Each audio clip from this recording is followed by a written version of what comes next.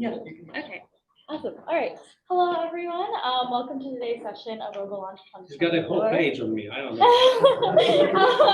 Today is Probably gonna take 15 minutes. So. Today, introduce Professor Artur Dubrawski. Professor Artur Dubrawski is a research professor here at Carnegie Mellon University Robotics Institute, where he directs the Auton Lab. In his work, Dr. Dubrawski combines academic and real-world experience, having served in executive and research leadership roles in high-tech industry. He had started up and been affiliated with companies in several areas, such as computerized control systems, data mining consultancy, and automated transportation in hospitals. Professor Dubrawski also received his PhD in robotics and automation from the Institute of Fundamental Technological Research, Polish Academy of Sciences, and also his MS in aircraft engineering from Warsaw University of Technology. So without further ado, all right, so it was less than a page. Thank you very much. I'm always impressed. No. I didn't do anything yet. All right, so I guess I'm gonna tell you about what we do at the Auton Lab, and let's make it highly interactive. If you have any questions or if you don't want to listen to what I'm saying, let me know. We'll change topics. So as this slide says, we have celebrated 30th anniversary of this lab last September. And some of you were here actually, and they are not wearing the Auton Lab t-shirt for some reason today. Yeah, so I wasn't here for the whole time. Actually, I do many things twice in my life. This is my second time at CMU. So it's hard to get rid of me for good. This time, actually, I decided to come back to academia from industry in 2003. And I only planned to spend a year or two, just recharge my intellectual batteries, if any left, and just take something with me and commercialize it or do something real in the real world. I didn't think I was academic enough anymore to stay longer. But what is it, 21 years now? And I'm still here. So I think I'm stuck. There are some good people who keep me around, you know, keep me happy. And it's for good reasons. So CMU Robotics Institute is a unique place that allows me to play like, you know, I was in the real world with a strong emphasis on applications of our work, which is hard to find in academia in general. So this is very satisfying to me. There are a few other satisfying things, and I'm gonna spare all the complaints about non-satisfying things to maybe more intimate conversations. This slide has 3 layers. The bottom layer is outdated and very incomplete list of our fundamental research focus. So what we do is primarily we crunch numbers, right? So we are part of Robotics Institute, but honestly, even though my training was in robotics and I was a robotician for quite a while, I don't touch robots that often anymore. And it's amazing that they allow me to still be at the Robotics Institute with all that. So we do AI, we do machine learning, and we look for applications. So these topics are, you know, basically looking at how to make AI and machine learning practical so that people use it. Unwritten motto of the Auton Lab is stating that we want to make sure that everybody uses AI everywhere at all times. And we've been trying to make that happen for, as you see, more than 30 years, and look around, and we are not done, right? And actually a long ways to go. Things are improving, but not fast enough for us.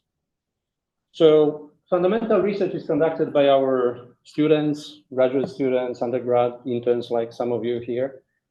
And also we have 3 faculty besides me, Jeff Schneider, who is a fellow in crime since 1995. I think this is when we both joined as postdocs.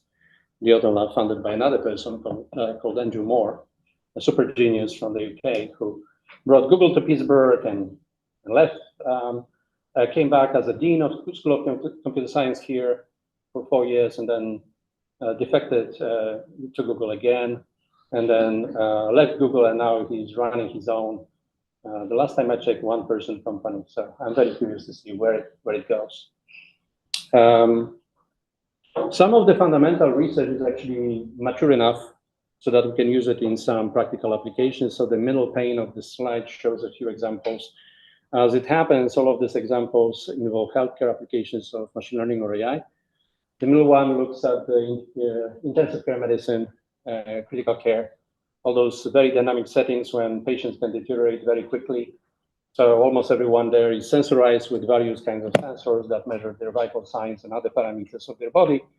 And the challenge there is practical challenge for doctors and nurses is that they're expected to make sense of that data. And as the technology grows, the sensors are made more sensitive. They generate more data faster than ever. And these people are not geared for this. Actually, no people are geared for consuming such flow of data. So it's an excellent place for AI to come and help see through that ocean of data coming at a very fast pace and only highlight what's important for the current context. And we had a lot of good research there over the past maybe 20 years, working closely with clinicians in various healthcare systems, demonstrating the utility of our tools.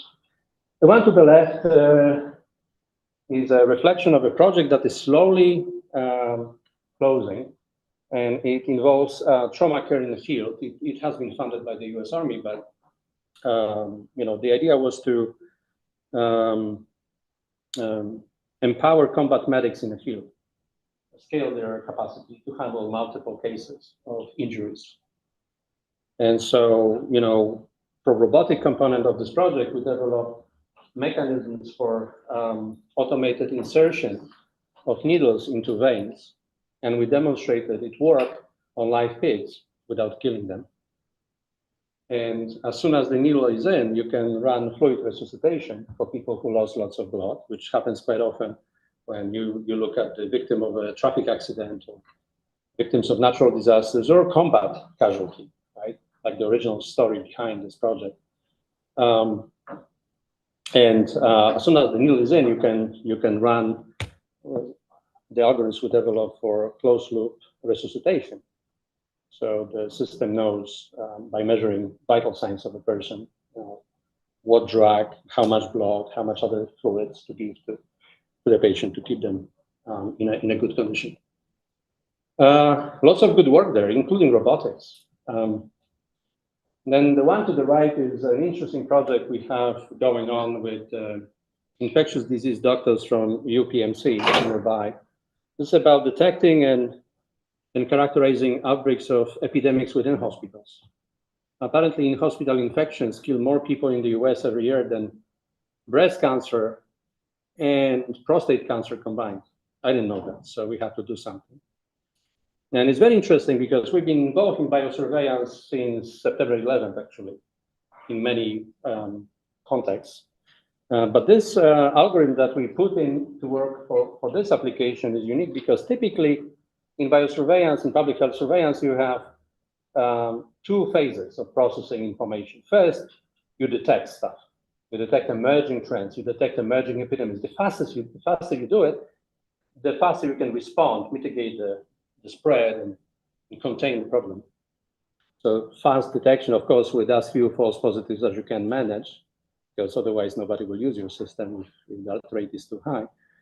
The second step typically follows, that is characterization of what actually hit us, right? And that may take more time. So usually these two steps are separate. But in this case, we have those two combined, and we found empirically that it's very beneficial to have them work together, be executed simultaneously, because good detection actually helps your characterization, and characterization helps good detection too. So quite pragmatic, because besides of detecting those emerging trends before the number of cases of infection escalates, we give the infection control teams in hospitals a ranked list of most likely pathways of transmission, which, by the way, a few dozen of different pathways you can imagine.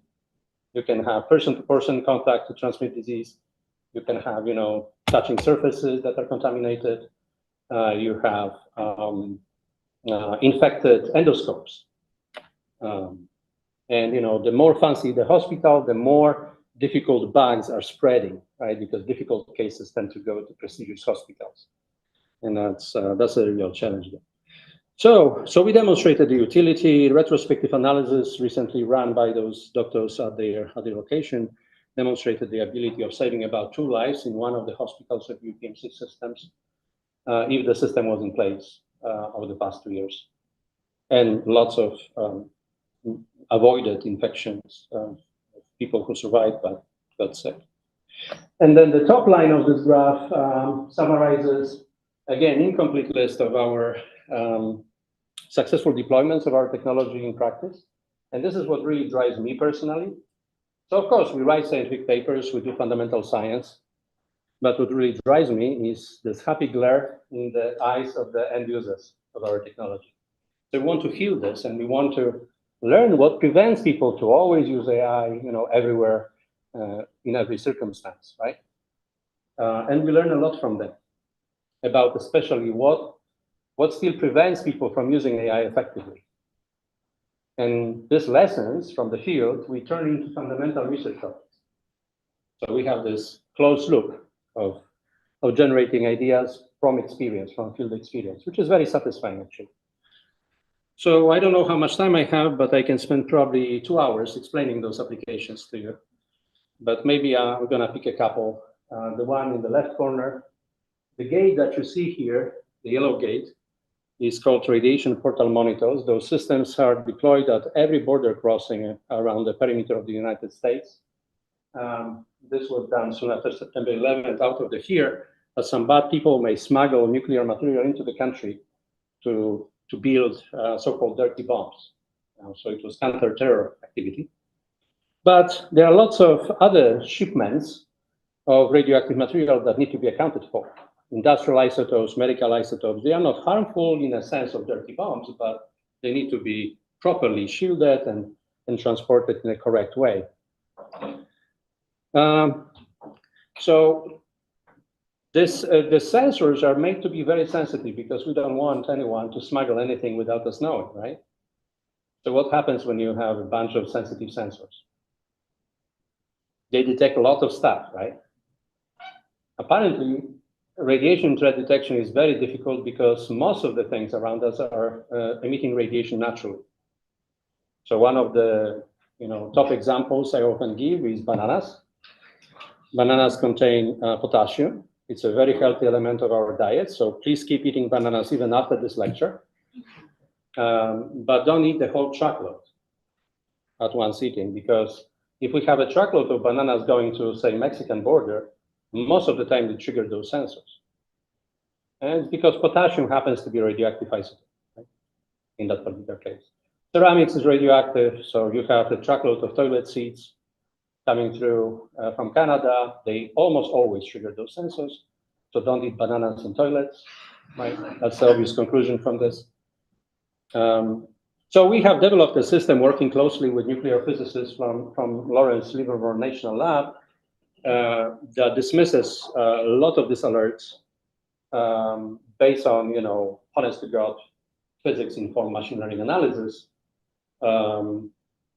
giving us utmost confidence that what we see is naturally occurring radioactive material and not something harmful. Otherwise, the customs officers would have to manually inspect the potentially big cargo trucks, like in this picture. And if you have to find a harmful source in a big pile of bananas, you may have to unload the truck of bananas, find nothing, and you have to reload the bananas again. Lots of work and, for nothing, typically.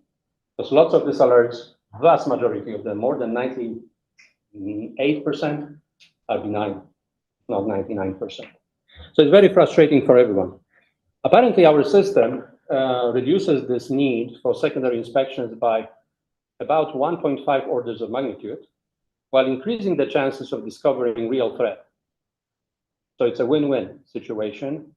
And that's why it's being deployed very aggressively by the US Customs at most of the border crossings these days to improve this. So, with this labor-saving capacity, we suddenly, are at the extra capacity of customs officers, right? Who don't have to do this as much anymore, the secondary inspections. What do you do with that if you're a government? And many of you, you are here to become leaders. So, inevitably, some of you will be running something, maybe even countries in your future. So what would you do when you have this lack of labor available at your hands? Either find another use for them or another common one is to lay them off? Lay them off. So you are young, you may not know much about governments in the world. The US government is no different than most of the other governments I'm familiar with. It's very hard to fire anyone who's already in. The governments tend to have, like entropy in thermodynamics. It never reduces, it always grows, right? So they have the same tendency. So that is not possible, or not easy at least. You can wait until they retire, maybe. That's one option. And you don't hire new ones. But good or bad news is that these guys have other things to do. So we can repurpose them and give them more time to do things that they really care about, unlike unloading truckloads of bananas. They have to combat drug trafficking, they have to combat weapons trafficking, and they have to combat human trafficking. And this upper right corner picture is the depiction of our out of nowhere, but very successful project in countering human trafficking. So sometimes, our PhD in machine learning, when I give a talk to some visitors, he introduces me as an expert on human trafficking. Well, if I was an expert on human trafficking, I should be very rich because it's a very lucrative industry, right? So he conveniently forgets to mention that I'm an expert maybe in countering human trafficking, which is a little nuisance. All right, so what happened? It's soon going to be 20 years ago. The time flows so quickly. There was this junior, and by the way, this story is also a testimony to the unique CMU culture, which has no borders between departments, between people, between ranks of people. I hope you experience that here at Robotics Institute, but it actually expands over, to other places. In most of the campuses, it's like this. So this young lady, who is an undergrad in humanities program here at CMU, comes to my office one day because somebody told her that I'm crazy enough to listen to her, and those people were right. She comes to me and tells me up front that we have a serious issue in the United States. And this issue is that we have 100,000 children exposed to the risk of being sold for sex every year. A new batch of 100,000 children each year. So I'm a ice hockey fan, and I support Pittsburgh Penguins, obviously. So, and I often go to the games when they play well. Recently, it wasn't the case. And our arena cannot hold even 20,000 at once, right? So I imagine 5+ arenas loaded with children who are at this horrible risk. Apparently, more than 85% of the children are born and raised in the United States. So the concept of human trafficking sometimes is interpreted as this, trans-border importation of flesh into the US. It's not. Most of it happens locally. So the question was, what do we do about this? Because we need to do something, right? First of all, she wanted to write an honors thesis on this topic. And she actually investigated a little bit, and she discovered that there are those advertisements, websites, that publish advertisements by the pimps about their commodities so that they can find customers for this business. So we immediately started scraping that data and running different machine learning algorithms that we had previously developed, and we started modifying them for this purpose to connect the dots, to link different advertisements that may look separate, but they were actually generated by the same source, same organization. And we started classifying the advertisements on their own in order to find out which ones may be representative of underage victims, which was our primary target, and which may involve forced prostitution, which is also illegal in most states, if not every state. But underage prostitution and forcing to do that is federal offense in the US. So, it's prosecuted by federal organizations such as FBI, no matter where you are. And very quickly, before we knew it, we had some reasonably working algorithms that did some good job, like finding prostitution rings and tracking their trajectories over time. They move from one city to another every 2-3 weeks because they think that this way they will not be detected by the local police when they are, for a short period in one location. Well, with our tool, that's gone, right?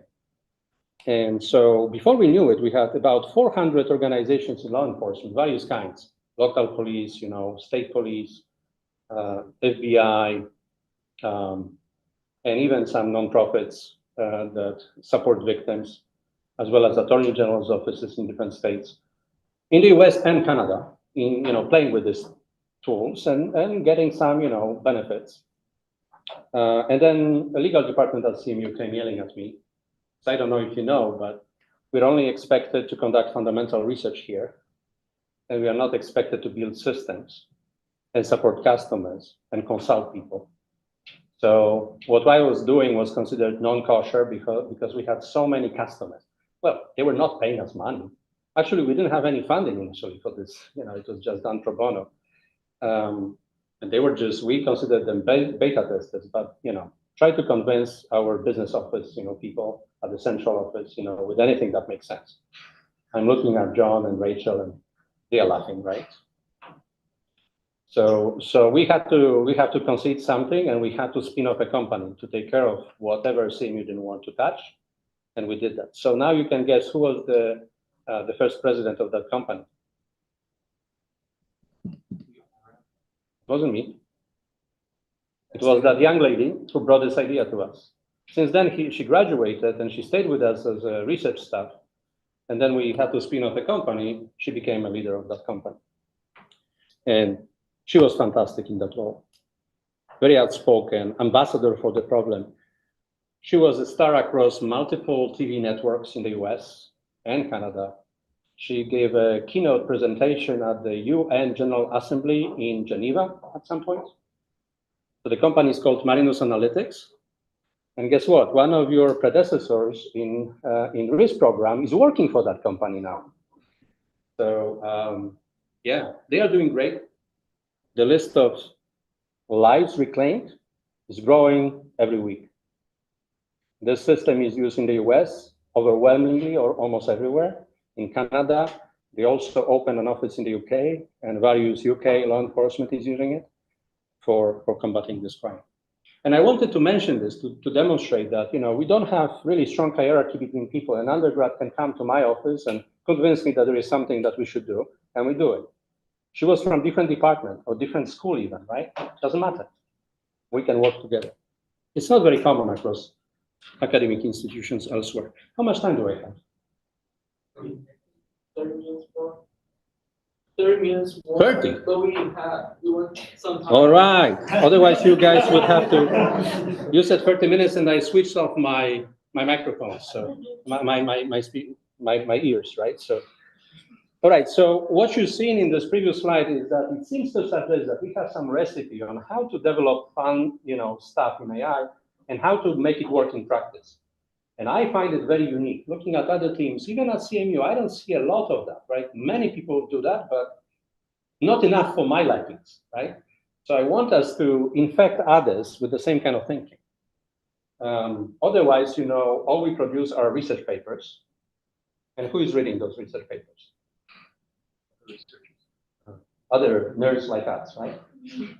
And how is the society benefiting from this writing and reading papers? Maybe in some long term, but it's not enough, not tangible for me, not enough tangible. So I want more. Otherwise, this business of writing papers is like writing love letters to each other, right? What's the point? Society pays us a lot of money to do this. So we better return the paper and do something useful, right? In return for that investment. So the question is, how to succeed in AI in a systematic fashion? Let me shut this down. All right. So have you seen the AI stack already? How long are you at CMU and you haven't seen it? That's unacceptable. You're at CMU and both in AI, you have to see it, at least once. So it's a structure developed by the founder of the Auton Lab, Andrew Moore, and basically when he was a dean, everybody had to submit to this concept. Basically, it kind of organizes different competency levels that may be necessary to deploy AI systems. And it's the first attempt to kind of structure pragmatic approach to AI. And so you see different things, like you have to have computers, you have to have some sensors, you have to be able to manage data, and then only you can do machine learning and all the fun stuff about it, including autonomy and or human-machine interaction, which is very hot area of research anyways in robotics and elsewhere. So I was kind of skeptical about this initially, but then I realized that if you really want to succeed at any project and field it in practice, you have to at least consider each of those layers, if not invest your full effort to each of those. So it is actually making sense to me.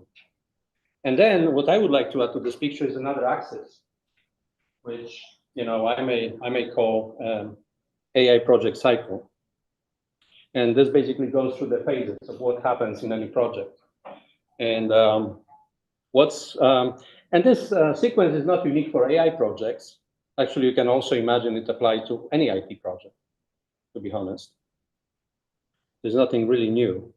But the intersection of these two creates this grid, which we may call capability grid, and it shows potential impact of AI, also gaps that need to be filled in for AI to really make an impact, right? And so what you see here in this box is that I'm not going to read through, because even though we have plenty of time, we won't have enough for that.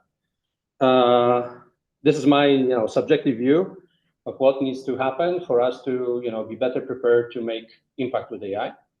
And if you want to produce your own list of boxes like this, you probably have a different view and different set of boxes. That's fine. The gaps are so overwhelmingly numerous that I'm not worried about me, of course not, because I'll be retiring soon. But even for you, I think you'll be busy, with all the automation, with all the foundation models these days. I think your generation is the same, because there are so many gaps. Now, what's funny about the academic community is that if you look at machine learning and AI researchers, including robotics researchers, maybe to a lesser extent, but in AI, we seem to only care about certain range of activities. We don't care about getting our hands dirty, getting data ready, so we play with the benchmark data sets. And then when it comes to deployment, we typically are afraid of getting our feet wet in that space also. But if you really want to be successful, either you do all this by yourself, or you partner with somebody who wants to do it with you. Otherwise, just like with AI stacking, if you don't consider all these layers and those steps, you can't really succeed in practice. So this is our secret juice. We want to think about all those things. And then you may ask me, so what are the other limitations between our self-limiting bias towards only doing fun stuff, which is natural and human thing, right? What are the other factors that affect success rate of AI in practice?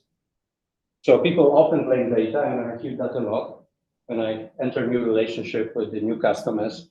Oh, our data is horrible. Actually, I heard that last week when I met with the new data and AI office from the Air Force. The first thing they told me that they really want to invest a lot in generating synthetic data because their legacy data is so bad. So my first question, I was biting my tongue not to really ridicule that statement and be polite, but I asked them, so how do you generate this data? What's the principle? Aren't you basing the generators on your legacy data anyways? So they didn't quite know the answer. It's a little bit worrisome.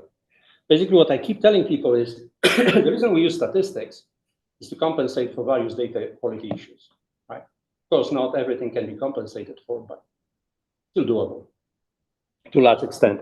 So we went through a number of projects when people up front told us, no, you won't succeed because this data is horrible, it sucks. That is the typical statement they make.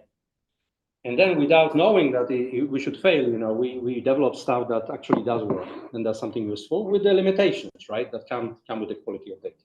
So data is one issue. And I'm going to have one slide to show you one particular issue with data that I think is grossly overlooked across the community. The second culprit is models, obviously, right?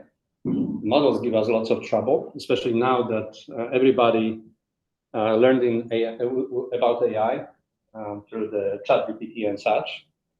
Right? The community, the general public is exposed to AI at the extent never previously experienced. It is very interesting because it creates new opportunities. Now people know about AI, so it's easier to talk with them about AI and how it can help them. On the other hand, sometimes the performance of these models is so embarrassingly bad that I'm seriously worried that if we don't manage expectations, we get a backlash, from the public.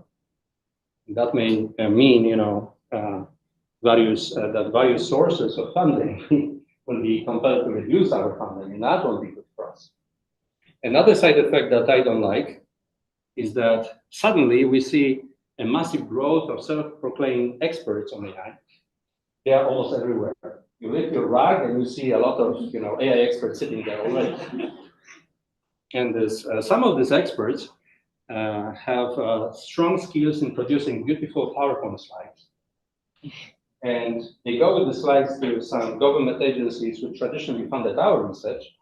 And those slides are so compelling that some of those, vulnerable managers on the government side are buying into it, and they are sending them, thank you, they are sending them money that should go somewhere else, right? So this is another challenge that we're observing right now. The funding is dispersing and dissipating. It may take another, 5 years before the agencies funding research realize that some of these investments weren't so smart, right? So we'll see how it goes. And then humans, humans can destroy many things. Although in some of our research, if it comes to humans and data, one of our former PhD students and now research staff members, Niki Solfi, demonstrated that humans, if you let them mess up with data, they usually cannot mess up with more than 2 or 3 dimensions at once. And that's encouraging. For as long as you monitor data quality in 2 or 3 dimensions, you probably can catch most of the human errors. But that's a digression. So, current fashion foundation models. You must have heard about it. Started all with the text, right? Apparently, learning language models can be scaled because you can use the paradigm of filling the gaps, right, as the learning framework. And the more data, the merrier. So an internet generated so much digital text data that it was inevitable that somebody finally would assemble a big pile of it and start building enormous models on it. The models are so large that it creates a challenge for academia because we cannot keep up with the expenses on hardware, and GPU in particular hardware, memory in GPUs in particular, keep up with industry. So you go to any major conferences in machine learning and AI, and you see that majority of papers are presented by industrial companies. And our students have a hard time beating them by showing this 0.5% increase in performance. Because most of these 0.5% increases are done by brute force, by overspending versus your competition on the hardware, so they can do more experiments, more learning. Right? It's not really smart. It's not really intelligent. It's not really science. It's mostly engineering. So if there are engineering conferences to brag about it, they should go there. And so most of the PhD students in my team who want to work in this space, they are challenged to make their models manageable and fit in our existing hardware. And so, because my claim is that the only way to compete with industry is to outsmart them, because we'll never have enough money to be on par with their spending. But, those large models have a great potential to really be game changers in how we do machine learning. Because suddenly, we don't depend so much on the amounts of training data for a particular problem. We can fine-tune the existing pre-trained model that has some general capability to most of the specific problems without much effort. We do not depend as much as in traditional setting on labeled data, which is another limitation that comes with data, right, to our process. And they are cost efficient. They are much more accessible, making the whole concept of AI and machine learning more accessible to Joe Schmo than ever before. I can imagine, and our friendly physicians with whom we have many healthcare-oriented projects, They are no Jewish Schmoes. They are smart people, but they don't have PhDs in statistics, most of them are. Right? This framework should democratize access to AI. I fully expect within the next couple of years to see systems emerge that would allow people without technical backgrounds to actually meaningfully create tasks for those models, and the new models will emerge from that for specific tasks. So if you're a clinician, you have a particular question, hopefully in a couple of years, there will be interactive systems that will take a prompt and not just answer the prompt based on, checking what this model knows, but this will yield a new model that is specifically built for this new question. So there is no good answer directly to be retrieved from the troves of say, large language model that we're playing. So the time from the problem definition to the solution with AI should shrink dramatically. With time, also the cost of doing so. So hopefully our impact can go up. And one funny thing about CMU, and in particular the Auton Lab, is that there is this unique singularity. So you guys definitely know about language models, large language models, right? Like ChatGPT, that play with textual data. But there is, of course, similar stuff that can be done to other modalities of data. In particular, time series, we see them a lot in most of engineering applications, as well as in healthcare, lots of time series. So we started looking into that. The first ever foundation model for time series was developed by a couple of my PhD students, Kim Gutierrez and Christian Chayu, who in the meantime started a company called Nixla, and they are in California now, called Time GPT-1. So that was October last year. But that model is commercial, so it's closed source and closed weights.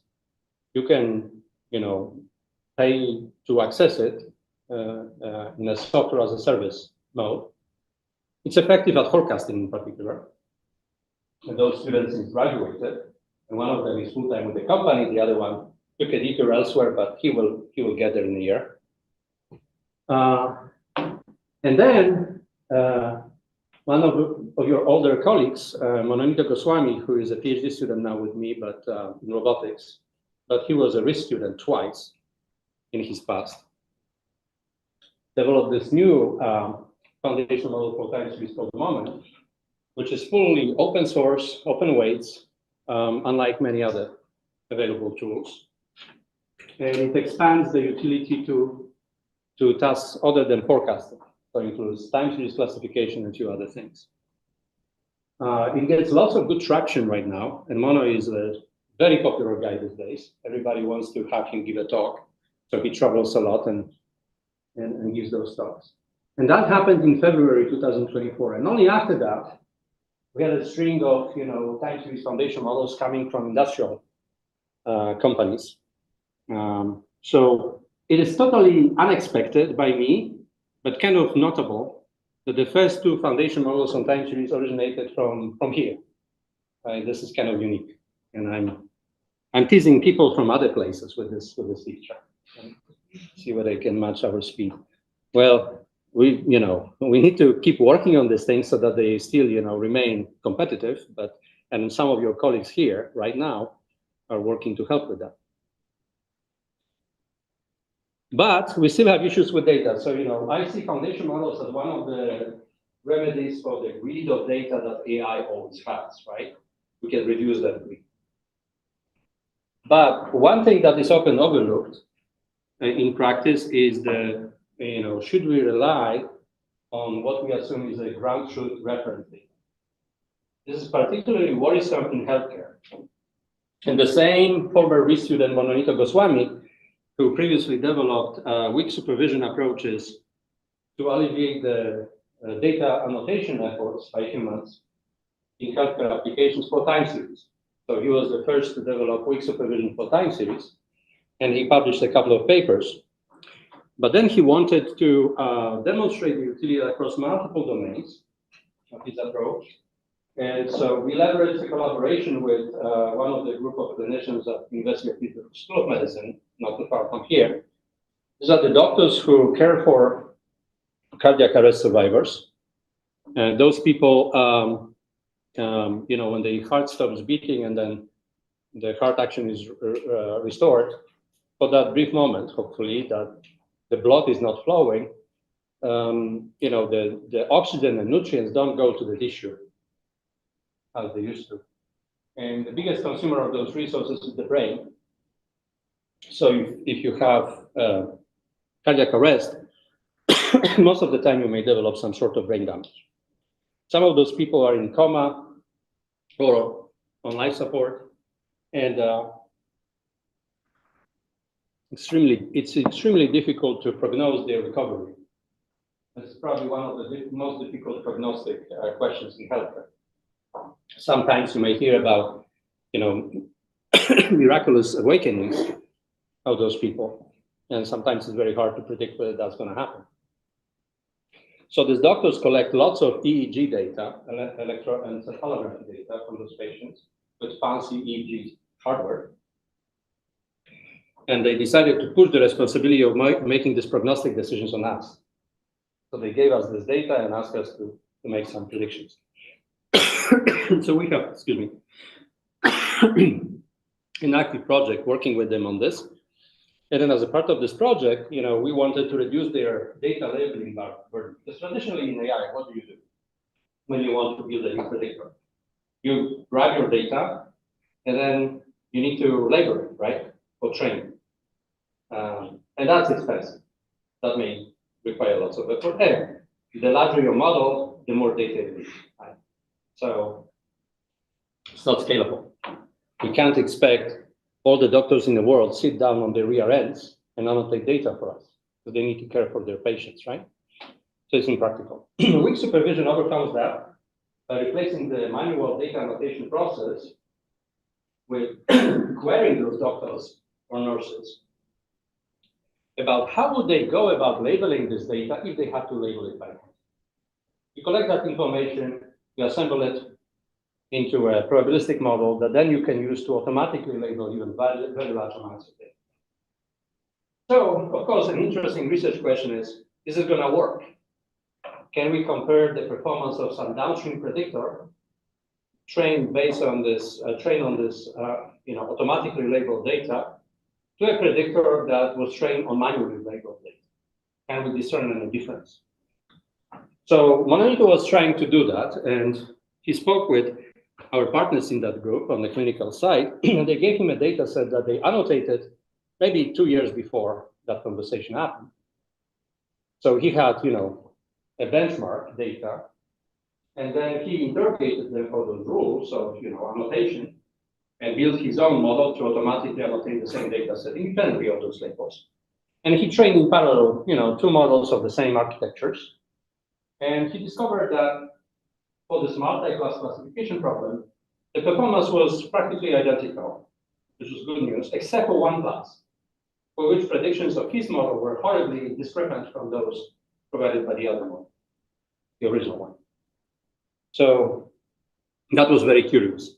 We didn't expect such a selective misperformance, right? It didn't feel natural. So we went back to these doctors, questioning them about this, right? And they said, oh, yeah. You know, a year ago, there was a change in clinical practice in our space. So the rules that we gave you now are current. But the way we labeled data 2 years before was along the, you know, the previously active rules of clinical practice. So then we discovered that this framework can be used to audit the legacy benchmark data sets that people left and right used to build clinical decision support systems, and many of them deploy those systems in clinical practice without questioning the quality of labels or currency of labels on which they build those models. It's a serious risk. And it's so easy to accept ground truth when somebody tells you this is ground truth, without question. So one of your colleagues last year developed the framework to train some class of models in a way that is even robust to the kind of label noise that we are talking about here. So even if you don't know specifics of your issue at the output side of your machine learning model, you can make this model robust to some extent. The other way, Monito Goswami with a group of, I think, involving one of the RIS students last year or 2 years ago, developed the whole framework for benchmarking the data quality on any data set. So we started, going through the large collection of healthcare reference data that people use as ground truth to query them for these issues. So don't forget that ground truth may not be the ground truth. The other thing is, can we trust AI models? And the answer is based on your experience with ChatGPT and similar things. Can you? Sometimes they are super stupid, right? And my experience is also consistent with that. And one thing I really hate in my practice is this episode when after some of the end users of our technology have this, happy glare I mentioned before, because our system did something that they considered very difficult and it solved it very well. And the next minute, they submit a rather easy task based on human assessment of difficulty to our system, and our system fails miserably. That is the hardest moment for me to swallow. Because I'm so unhappy that our system is so stupid. It just doesn't follow common sense, right? So we have been developing techniques to assure the... Yeah, I was just thinking about 5 minutes before transition. He told me 10. So who's more important here? I'm going to be done in 5 minutes. That's ground truth. Yes, that's ground truth. So anyway, so I need to, so fasten your seatbelts, we're going to move a little bit faster. All right. So I'm not going to brag about what we do, although maybe it's interesting. When I have a minute afterwards, maybe I'll come back to this, right? But, fundamentally, when you look at other industries, not AI industry, but others, such as aerospace or automotive, in order to fly an airplane, this airplane has to go through very strenuous certification processes. And I know that because of my original training, which was aerospace engineering, and I used to be a pilot also. I know this on both sides. It's a good culture because it's about life and safety. And we want to apply AI in lots of high stakes applications. And yet, we don't have an equivalent certification process in this industry. Just grab these models and use them. That's really scary. We don't have that process. Even automotive, same thing, right? Cannot drive a car unless it passes some tests. So that's a big hole. And I keep telling people that we don't know whether AI works at all. We don't have a process for a certain time. Maybe some small islands, but not systematic. And yet we want to use it systematically for everything. Support our critical decisions in our lives. That sounds crazy and very unscientific. So we need to fix that. As a community, maybe you guys will help because we need to fix it quickly. And then, so I talked about data issues, I talked about model issues. Can we trust them, right? The third, humans.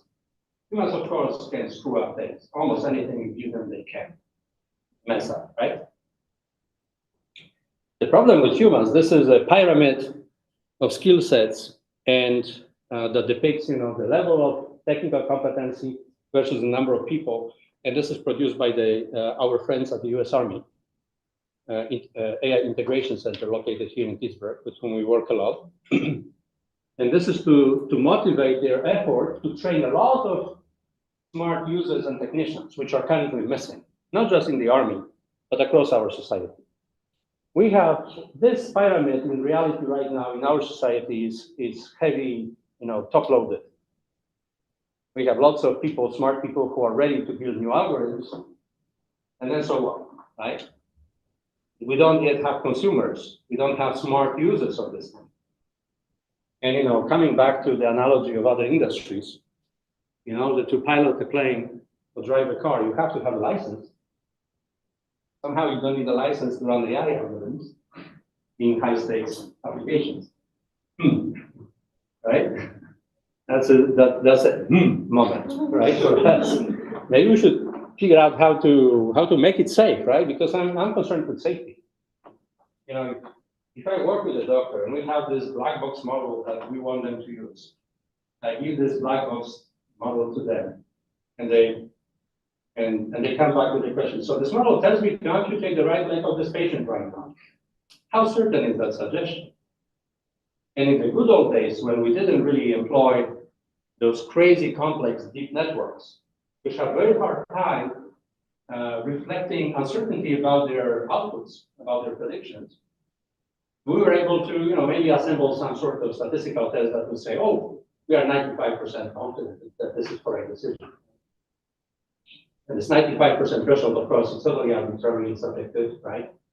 We know that because we are smart in this room. But most people who go through the valid statistics course, this is probably the only thing they remember afterwards. That if you want to sell something to people, by the way, make sure that it has 95% or better performance in some metric. Otherwise, they will not consider it good. This is the bias that is in the eyes of the receiver. Because everybody heard this 95% threshold in all the textbooks on stats. And somehow, seriously, everybody believes that something performs below 95%. Anyways, it's a kind of tangent. So, what would kind of cautious doctors do? So most of the doctors would say, okay, 95% is good, I'm happy, they go back and do whatever they need to do. But the really inquisitive ones, yes. Okay, I'm gonna stop this digression. Just go show you one slide, and thank you for this. And I can tell you the story behind that picture if you want and if you have time, but I don't have to. Thank you.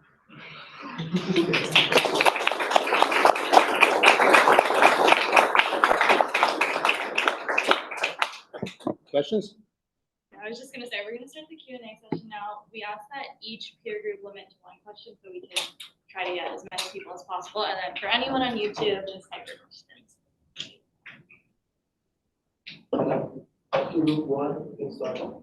Or maybe just go ahead.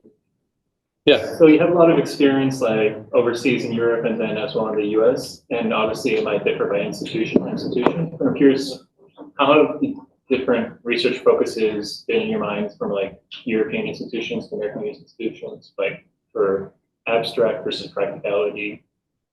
Well, I don't think it really, there is a massive geographic divide. I think US culture by nature is more pragmatic than say European culture. In Europe, I think the science is much more hierarchical than at CMU, that's for sure. I think the culture is different. Do we have students from Germany, for instance? Yes, or other, Western European countries. Science there is quite hierarchical in my observation. I don't know if that's still the case, and I'm speaking what I saw maybe 30 years ago. It was very hard for undergrad students to really reach up to the professors and talk with them the way this undergrad from humanities came to my office, and we had a conversation that yielded a very wonderful, societal impactful project. I think those things may be much harder to happen in Europe because of those cultural differences. US was designed as a country of equals, and I think it, in some places at least, it still persists as such. It's probably not everywhere, but here at least we want to keep it that way. In terms of practicality, honestly, in my domain right now, Europe is behind. Traditionally, France was a very strong country to produce good AI. The UK had a few good centers, maybe German, places, maybe a couple. But these days, it's like stagnation. It's very sad to see for a European. I'm a EU, citizen as well as US citizen now. So I'm kind of sympathizing, but whenever I have a chance to go back to Europe, I try to steer the pot and tease them to do something about this, because otherwise the Chinese will take over and the US will take over. US is already way ahead, but then it will be in the tail of the strain. I don't know if that answers your question. Thank you. Any other questions? Yeah. I have a very specific question. You Okay. mentioned this project on counter trafficking. I was always wondering, when you did the first test, was the student that came from the humanities the one that did the classification for the first set of data? Or was That's it- a very good question. So she was technically incompetent to begin with, but she could write beautiful essays. And she could type on her, I don't know, one of the Macintosh laptops at the time, right?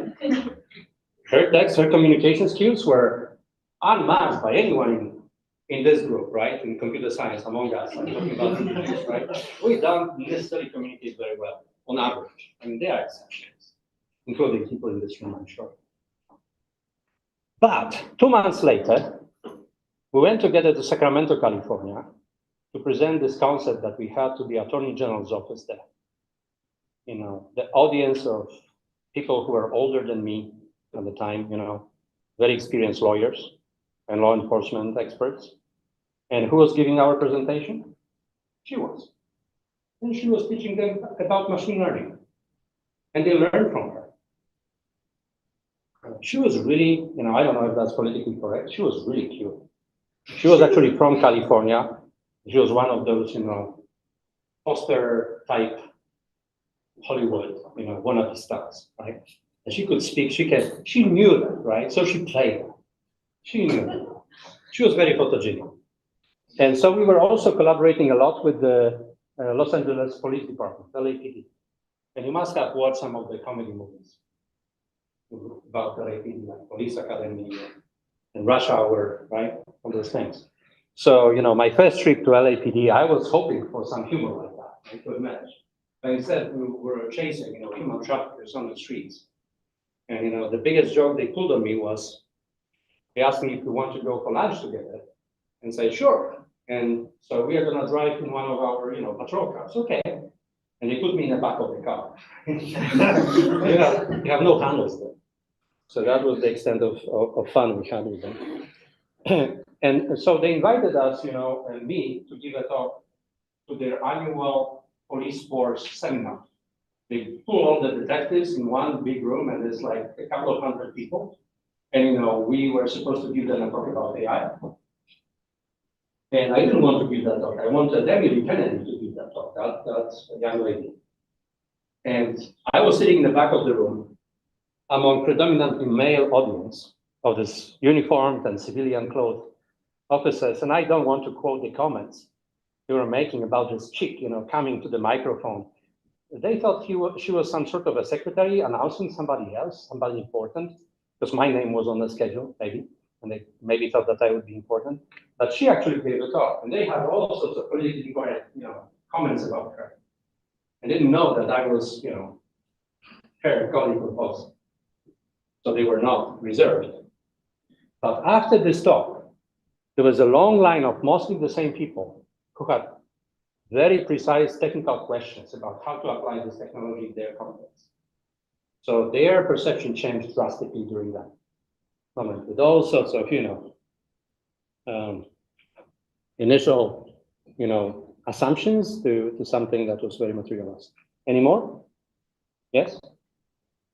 So, given just how much in the current space people are trying to like apply AI, what cases do you actually think that AI has, you know, can have the most impact and like should be used? Because at least in my experience, I find that the more like specific you can be, the more effective it is. And when you try to generalize too much, at least in AI's current state, it's kind of causing a lot of the like bad perceptions in a lot of cases. So Yeah. I'm kind of wondering what, in your eyes, given that you make a lot of stuff, it's Do you play a bridge game, card game?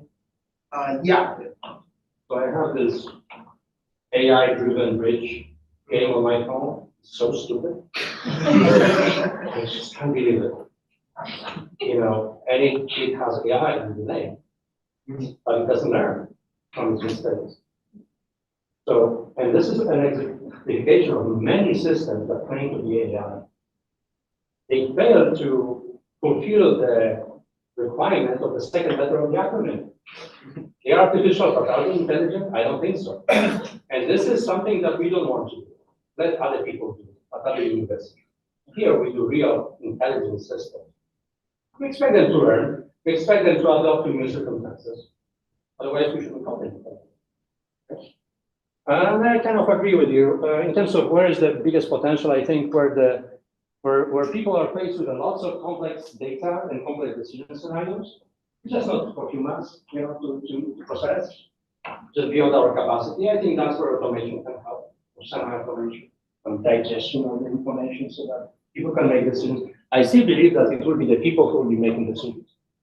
I don't want my decisions made for me. The founder of the Auton Lab, Andrew Moore, once, we have some years and we had a conversation about the future of machine learning and AI, and that was in the middle of the 90s, so a long time ago. His dream at the time was to develop AI and put it on a chip, so that can implant this chip in the head of everybody to optimize their life decisions. And I said, Andrew, I'll be the happiest the moment they remove that chip from my head. I want to be able to make stupid decisions. I want to be free. Right? I don't want to be controlled by systems. So I think if we keep it this way, we can still make good impact. How did you know that academia was the right avenue to take to make real world impact? Because it seems to me that industry might be easier and more. So there is pros and cons to both, right? In industry, it's easy to be bottled in a very tiny, narrow vertical, and you start to solving one type of a problem for you. I like diversity, academia engineering. And especially this environment at CMU allows me to operate our team is mostly like a startup company at this moment. We have to fund our salaries, including mine, and fund us. Right? So for all purposes, we operate like in small industrial venture, but we're in academia. So this gives me a license to be a crazy professor. If I say something stupid, nobody will fire me. I haven't tested this extensively. And then, more questions? And so I wondered, you say that humans are really critical in all these decision support systems. You need the humans to make the decision. I want humans to. So have you seen any work on interpretability that helps these models that you can actually see what they're doing to do the prediction? Well, so interpretability is an interesting question. I'm going to run over. I mean, there is no evidence for this, right? So because this gives us good questions, right? I owe them the answers. So interpretability is a funny concept. I mentioned Indy Salty in the staff member now on my team that was a PhD student. Before that, he was a master's student in robotics. As a master's student, he developed what we now call explainable AI. And he submitted papers to conferences left and right, and they were all rejected. It was about 7 years ahead of the time. Now we have special conferences that talk about XAI. Now, do I think that explainable AI is very important? Well, it depends on who is the user of AI and what do they use it for. So for instance, do you need to know the physics or thermodynamics of the combustion engine left and right to drive a car? You don't. So maybe you don't need that level of explanation for everybody, right? But in order to make AI used by people in a meaningful fashion, they need to understand it. Not everything has to be explained to them, but they need to kind of align with it, or it has to align with them, preferably. So we need to have a line. This is what I would put in a trustworthy AI bucket. There is trustworthiness, so we want models to be worth of trust. But there is a separate issue of trust. But if people trust them, you may have a trustworthy model that people don't trust, and vice versa. Any more questions? Really quickly, since we're going a bit over time, I want to ask a question from YouTube, and Yeah. then if you have time and people have more questions, we can continue offline. Yeah. So the person asked if the ground source of truth is not always dependable, should unsupervised models be used more often? Yeah, I mean, you can do that. But if your ultimate goal is to make predictions, then you will have to build a predictive model in the end. You can better understand your data by doing some unsupervised learning, sure. And like that. That's good. Yeah, all right, so I'll end I owe you this study. Because, you're in Robotics Institute and you're hearing from the guy who is talking about AI and machine learning and all stuff. But I actually was a robotics person in the past, in industry actually. So I was chief technology officer for the company called Auton that built hospital delivery robots. I was there for slightly more than 2 years. And my job as the leader of the technical team there was to take an early prototype, which was basically like an early stage vacuum cleaner, before Roomba or other crazy things ever appeared. And I was turning it into an appliance that would pull cars across hospitals. Because the marketing analysis suggested that that's the only profitable application of mobile robots at the time. This company was here in Pittsburgh, and it was not affiliated with CMU, except for some people with CMU who was slightly involved with it. And unlike academic research in robotics, where you can have any budget you want to buy the newest sensors, to have fun with them, for instance. You can't do that if you want to make a commercially viable solution with them. In fact, it was funny because when I was about to consider joining that company, I was actually not considering join that company because I wrote a thesis on mobile robots and I knew that nobody wants to buy this technology. We have autonomous driving at CMU in the early 90s, and I was thinking that by the end of the 90s, everybody will be autonomously driven to work. The technology was mature, and nobody wanted to do that in the US. Everybody wanted to drive their own car. We didn't have a car. So I was very frustrated with mobile robotics, which is my original field. That's why I migrated into machine learning. But this was very exciting. So what you see is this robot, which attaches to those big carts and pulls them around. This picture was taken last year. I'm a cancer patient, and I went through a few extensive surgeries on my abdomen. And this picture is from the time when I was recovering from one of the surgeries at Shadyside Hospital here in Pittsburgh. And I was learning how to walk again, because after extensive, messing up of your tummy area, you have to learn many new motoric skills from scratch. So you see me walking around. I would normally hold an IV pole in one hand to be stable because I was still wobbly. I was not very confident in my legs and stuff. And you see my second hand was in my back. It's because when I was asked by the nurse to go on another walking exercise around the unit, she gave me a gown. See this fashionable piece of clothing, right? Versace, I think. And this was the last green gown we had of the whole unit, right? And it had the little straps pulled. There were no straps. So, I couldn't close it. Typically, when you go for a walking exercise, you put one gown, with the opening to the back and the other one with the opening to the front, so you put it forward. In this case, there was only one gown and there were no straps. So I had to use my hand, to keep it. I had the dilemma, should I open front or back? What would be more appreciated by the nurses? And so I decided to keep open the back. And I'm walking around, and I hear from around the corner the voice of Kara Jones, the only female member of my technical team at the company at the time. She was the engineer at the time. Now, by the way, she's the CEO of the Marinus Analytics, the human traffic, counter-human traffic company. She took over from Emily Kennedy and Emily had, I think, the second child. I lost count how many there are, 2 or 3 now. And Kara Jones' voice says, her voice was so soft, so we recorded her for all the robot-human communication, voice messaging. She says, "Your delivery has arrived." And so I look around the corner, and there's this guy with his big car. Guess what's in the car? New gowns. Thank you very much.